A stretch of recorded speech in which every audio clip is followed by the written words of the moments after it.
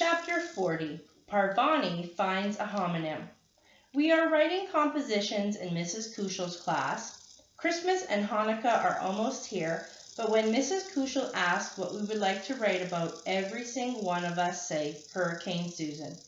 We are not finished thinking about our ruined homes and our wrecked artwork and our washed out bridges and lost dogs. I don't know exactly what the subject of Parvani's composition is, but suddenly she shoots her hand in the air and says, "Mrs. Kushal, what's that word you taught us that means to tear something down?"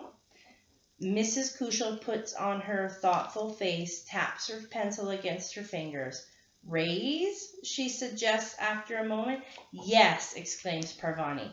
And then she can't help herself. She jumps out of her seat, runs to my desk, and cries, "Rose, I thought of a triple homonym. Raise, R-A-Z-E, raise, R-A-I-S-E, and raise, R-A-Y-S. I have thought of that triple homonym before, but I know this is not the time to mention it. Instead, this is a time for the feeling of friendliness, since a friend would probably not say, 'I already thought of that.' I grin at Parvani and exclaim, 'That's a great one!' I put enthusiasm into my voice. Parvani places her palm in the air. "High five," she says. I give her a high five, and then we go back to our compositions, both smiling. Chapter 41. My father makes a mistake with pronouns. What is this? My father is asking the question. This is not when he makes a mistake with pronouns. He's holding out a newspaper. Uncle Weldon has just dropped me off at school, after school, and I'm walking through the front door. Rain at my side because she's been waiting on the front porch for me. "It's a newspaper," I say. My father's face is hard, and there's no smile on it. Of course, it's a newspaper," he replies. He throws it at my feet. "Sam Diamond gave it to me this morning. He said there is something in it that I would want to see. He was right. Is there anything you want to tell me?" I feel confused, but more than that, I feel frightened.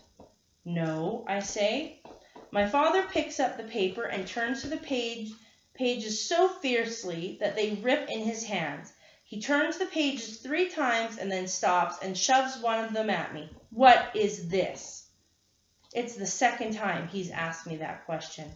I look at the page. I see a picture of rain and an article, a long article, titled "A Girl's Brave Search." The author of the article is Sheila Perlman. "It's the article Mrs. Kushal called you about," I tell my father. "Nobody called me about any article." I hand the paper back to him. "Mrs. Kushal did."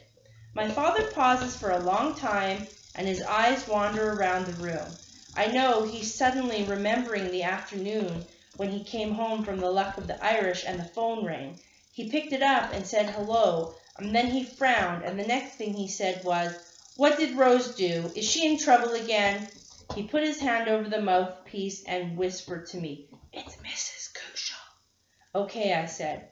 My father reached for the remote control and aimed it at the television. He pressed the mute button and flicked silently through channels.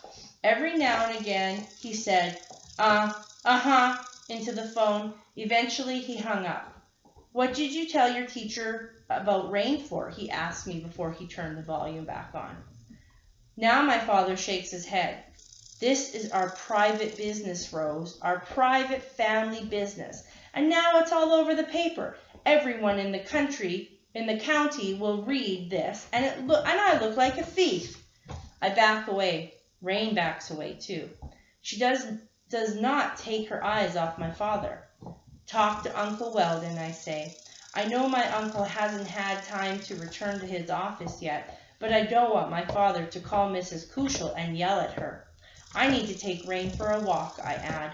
Let's call Uncle Weldon when I get back.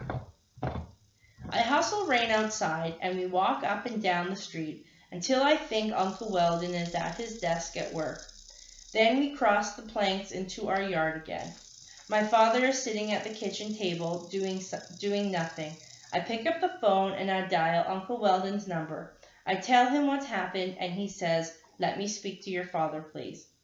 I feel a little mad at my father now. So I stand by the table, staring at him and listening to his end of the conversation. At first, he doesn't say much, but then he shouts, "Okay, I won't phone anyone. I won't make any trouble." He hangs up without saying goodbye to Uncle Weldon. Then he looks at me. "Sit down, Rose." I don't want to sit near my father. "Where?" I say. My father kicks a chair away from the table. "Right there." I perch on the edge of the chair. "Why are you doing this, Rose? Why are you looking for Rain's owner? She was my gift to you. My gift. Not to mention that you got her twice. Once from me and once from the shelter. You should count your lucky stars." "But if you hadn't let Rain out during a superstorm," I say, "I wouldn't have had to get her back." I look down at Rain, and then I look at my father again. "Why did you let her outside during the storm?" "Rose, for the love of Pete!" I see color rising in his face. "But why did you?" Rain had never been outside during a storm before, not by herself. When my father speaks again, his voice is very low, but not in a gentle way like when Mrs. Kuchel reads to our class. It's a different kind of low. "You should count your lucky stars and your blessings, Rose. You have your frickin' dog back." This is not logical. I wouldn't have to get her back if you hadn't let her out. Why did you let her out? My father slams his hand down on the table so suddenly and so hard that Rain and I jump. "Look, you little brat. I brought that home for you." He points to Rain. "I was trying to do something nice."